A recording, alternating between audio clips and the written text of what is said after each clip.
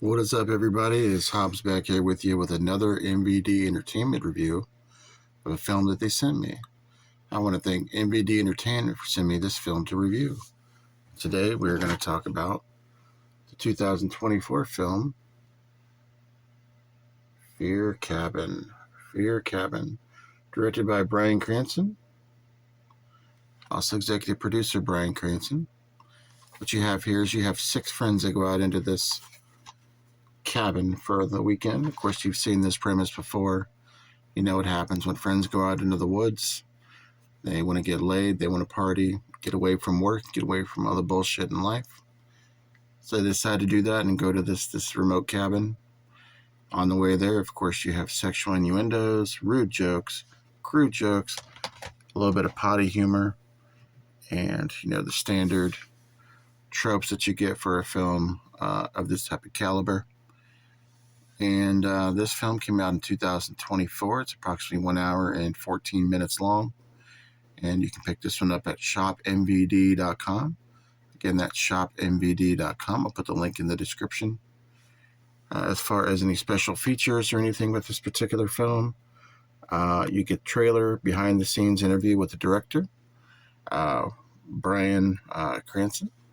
Now, Bryan hasn't done a lot of directing work, but he's done a lot of stunt work, I've noticed. He did some stunt work on Renfield, I believe, if I'm not reading his IMDb correctly, which that's pretty cool. And he's pretty well known for a lot of his stunt work. And I guess he's just starting to get into the business of directing films, producing films. He has a couple films coming out in 2026, I believe. They're on the mark. One of them is called October the 31st. So, I'm going to be checking that one out. Basically, again, getting back to the film, this group of 6 friends go out into this cabin. Like I said, to just kind of get away from it all. And they get to the cabin, and there's this gentleman there that's he's kind of like the landlord, or he owns the cabin. He's kind of like the gentleman that kind of greets you at the door when you get there, and he's kind of creepy. He's a little strange, and some of the friends from the cabin are kind of leery about him, like, who the hell is this guy? You know how it goes, that standard trope. And then the other friends say, hey, don't worry about this. Let's go ahead and party. Let's not worry about all the stuff and some of the history that this cabin has. So they decide to start partying, and what happens from there. People start to get horny, and things start to happen, and then people start to hear shit in the woods. People start to have dreams about specific occurrences from the past. And then I'm going to leave it at that because I don't want to spoil the film. But I will tell you that this one, by the way, some dope cover art here.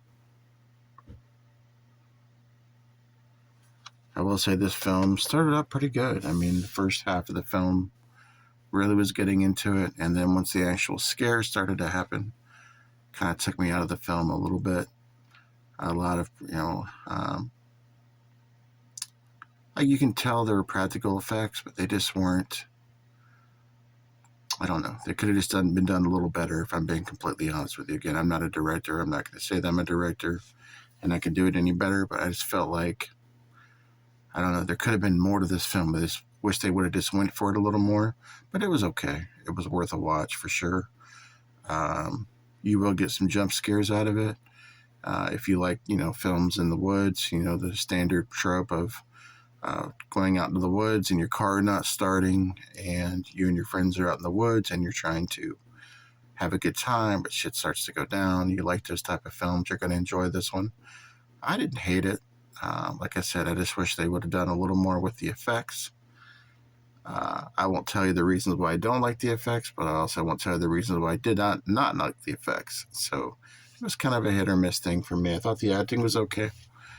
Jeremy London is in this film. Of course, Jeremy London from practically everything. He's in this film as well. If you're a big Jeremy London fan, check it out, at least for him. And give this one a go. It gets about a 3.3 on IMDb. I'm kind of in that same range with it. I'm going to give it about a C minus on the Boglin scale. Definitely worth a one-time watch for me. And kick back, have a beer, a brewski, and watch this film. Anyways, that's my thoughts on the film. Like I said, it was okay. Was it anything Absolutely, drop dead amazing. No, but again, it was a good start for the director in his career. I think this is a good uh, movie to learn from and to kind of catapult your horror directing experience.